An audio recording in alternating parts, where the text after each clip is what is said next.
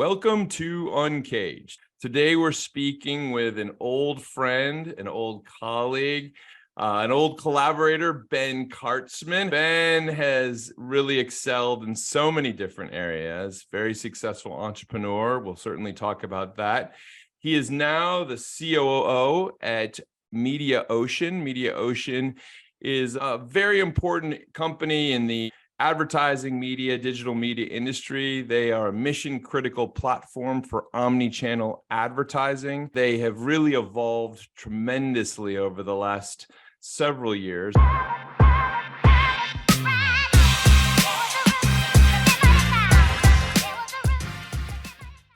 Tell us a little bit about you and your career. Sure. Cool. Yeah, happy to. So, for me, I had the good fortune of going to a university that was very entrepreneur oriented, very, very project driven. So when I came out of school, I was kind of caught the end of the .com craziness, and it was really fun. I mean, the company I joined, we were 500 people. 6 months later, we were 1,500 people. We went public. 2 years later, we were 50 people, and we weren't public anymore. And so it was quite a ride. A humbling experience to be a young person right out of school and just seeing what can happen to the broader economy and in the good times and the bad in such a short window. So I left that company, joined another startup in New York, loved it. The guys who ran that I'm still friends with today. Had just great experience, a lot of autonomy, a lot of freedom, learned a bunch. And then I was at a crossroads where I said, all right, it's time to, these guys that are running this company, I want to be those guys, but I couldn't be those guys because they were already there. So, and I didn't really have an idea at the time of what I wanted to start. So I figured out maybe it's time to, go to business school and, do something like that. And I ended up going to work at Accenture, which, maybe I was too cheap to go to business school. So I felt like this was a 2 years of getting, great hands-on, management consulting experience, while getting a salary. And that's what it ended up being. It was a great 2 years. I learned a ton, learned how to write a deck. I learned how to build a team. I learned how to, deliver projects. I mean, just a great top to bottom experience. And then I always knew I had that entrepreneurial bug. I always knew that's what I wanted to do. And so I was starting a few, different types of companies or trying to, bring a few ideas to life, and reconnected with some old college friends who were onto this idea called Sponge Cell. And so I joined up with those guys, and that was for our listening audience. That is how I came to know Ben when he was at Interpublic. Interpublic ended up being one of our early investors, and we're the ones who facilitated, basically all of our early agency meetings and helped us get all of our early customers who were agencies. And it was great. It was a great couple of years. We had a good run. Unfortunately, we couldn't find product market fit with that business, and also at the same time, the 2008 market crash happened. So we were kind of stuck with this new idea that we had. It was early days of programmatic media. We felt like there wasn't a solution for creative, and we thought given the software we had already built, we could kind of morph it into this an advertising business. And that was feedback that we had gotten from a lot of our customers who were these IPG agencies. And so they kept saying to us, what you guys have built is really cool, but we don't know how to buy this stuff. Like we buy ads. So if you could help us make our creative better in this new programmatic landscape, that we could pay for. And so, like any good entrepreneur, we pivoted, and we followed the money, and it was great. And we had a great run, and we were early into programmatic, and we coined the phrase in the early days, programmatic creative. And it was awesome. I mean, we grew the team. We eventually got, I think, 147 people was at our peak, and business was growing every year. And we were having a lot of fun. That business ended up getting acquired by Flash Talking, which was, another company that was in that creative programmatic space, and then ultimately brought you into Mediaocean, right? I mean, that's the pathway. Exactly. Exactly. Yeah. So it was amazing to join Flash Talking, who were a competitor of ours at the time. And when we got in, we actually joined them. The first day we joined them was their sales conference, and we walked into the room. You know, we had competed with these guys. We didn't really know them all that well.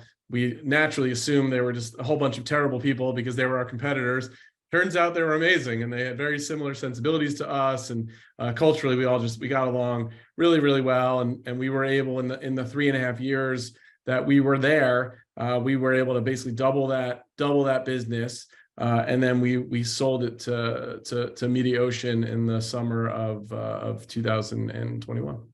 It's an amazing story. And I think that for folks that are out there and you think about how careers progress, that balancing act between learning as a startup founder, as an entrepreneur, also the grounding you get at big companies like an Accenture or now at a Mediaocean, it really kind of, I'd say, put you in a rare breed of experience, right? A rare mix of experience. And so, now you're at Mediaocean, and it's funny because I got to say, I know the history of this company. It's a massive company. It's been at the center of advertising as I've known it since the beginning of my career. But man, it feels like a startup sometimes when I read the stories about what you guys are doing. So tell me more about what's going on with Mediaocean. Yeah, it's exciting. I mean, our CEO Bill Wise and the management team, that was in place, that I'm now fortunate to be a part of. They had a vision for taking the legacy Mediaocean Prisma, which we call our ad infrastructure business now, and they had a vision to bring in some ad tech assets. So they acquired a company called 4C, which had a social activation product called Scope. And the year after that, they acquired Flash Talking, with the vision of saying, hey, we are the platform of record for agencies and for holdcos. And there's all of this, stuff happening on the ad tech side of the business. We don't need to get into the media buying game, but we, as a system of record, what other systems of record are out there that would be complementary to us? And Flash Talking was the natural choice there. And so since I've been here, it's getting up to almost 2 years, a little shy of 2 years. What we've done is we've actually put the social business together under the Flash Talking umbrella.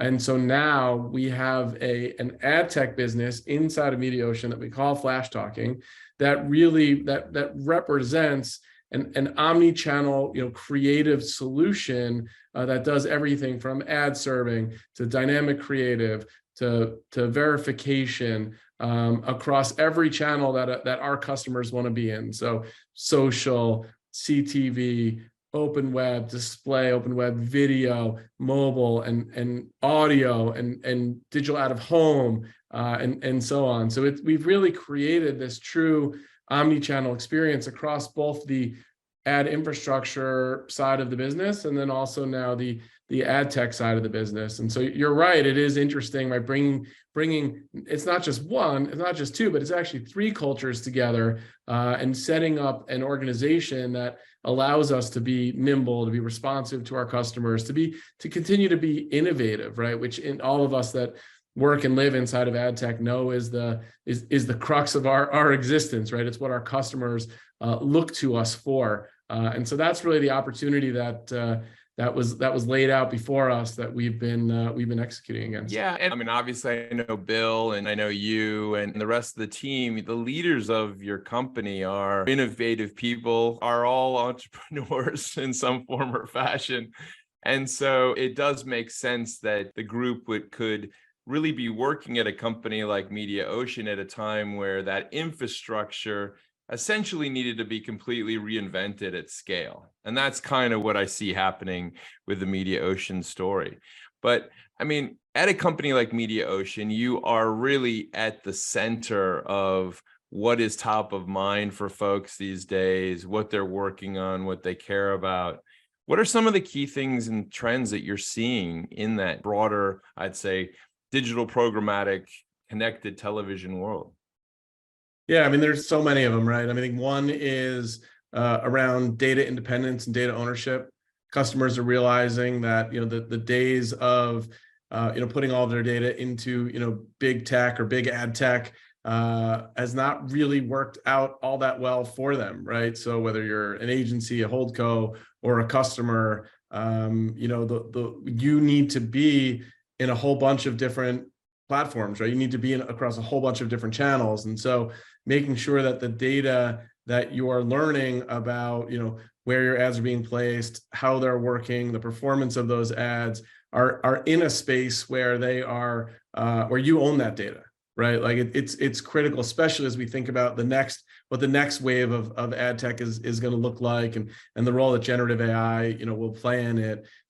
For a brand to be able to build and train its own model, it needs to have all access to all of its own data to be able to, funnel into that model. So data independence is definitely one thing that we see a lot of and hear a lot about. Omni-channel is the next one. Having been an entrepreneur and been, having run, what I would have called a point solution, it's great because you can go really deep in that either one vertical that you're focused on, or that one channel you're trying to deliver into. But as a market matures, which ad tech, has, customers are not looking to have 10, 12 companies that make up their ad tech stack.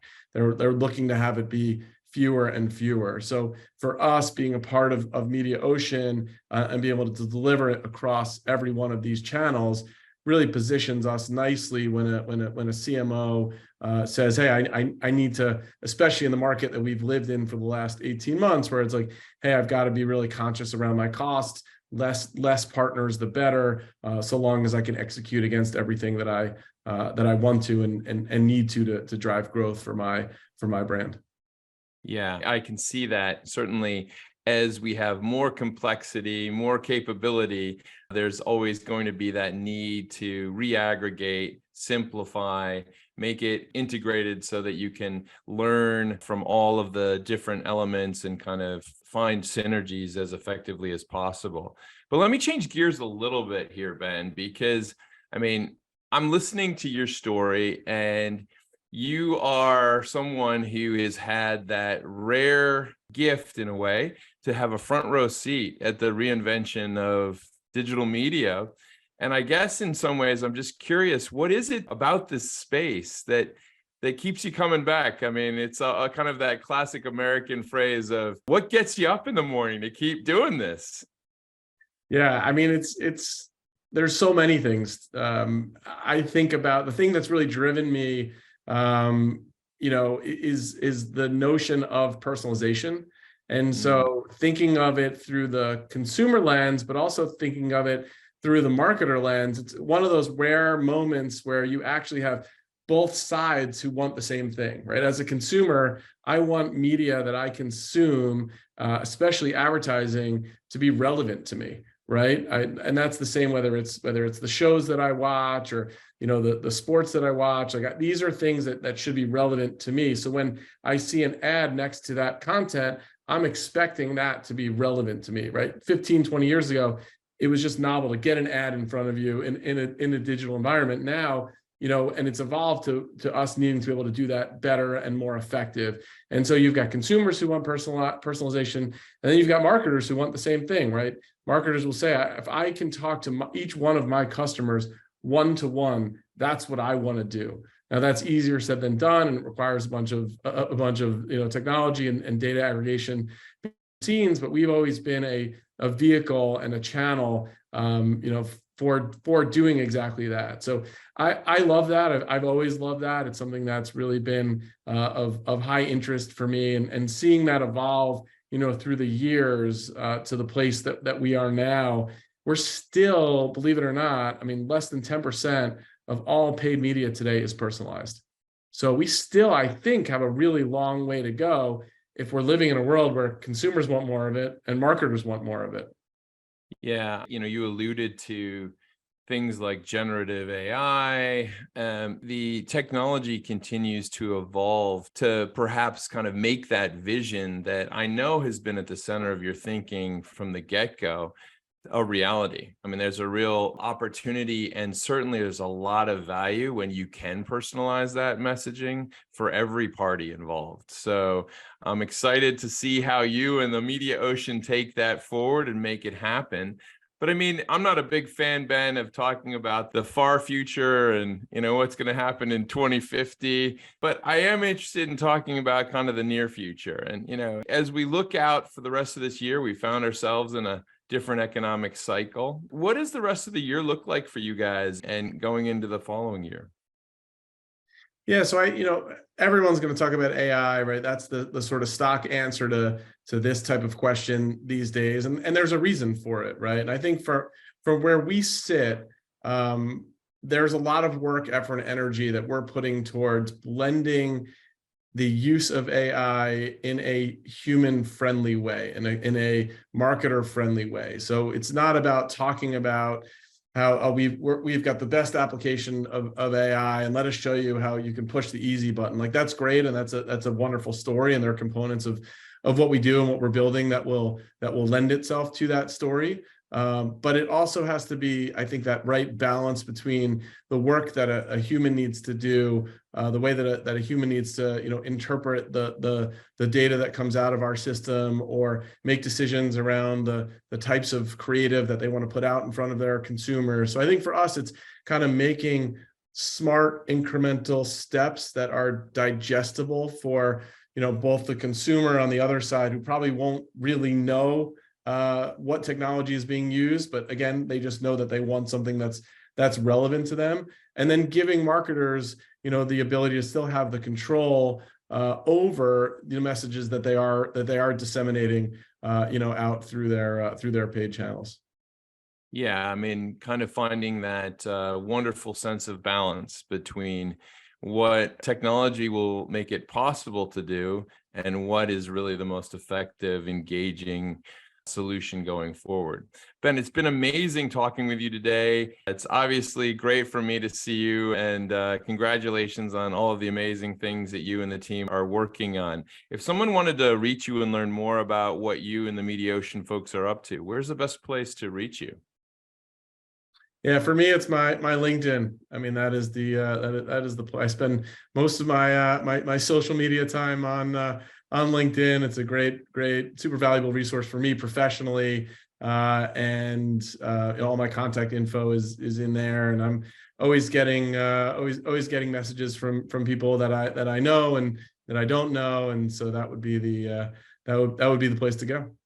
Excellent. Well, Ben, thank you so much for being on UNCAGED today. We've been speaking with Ben Kartzman. He is the COO of Mediaocean.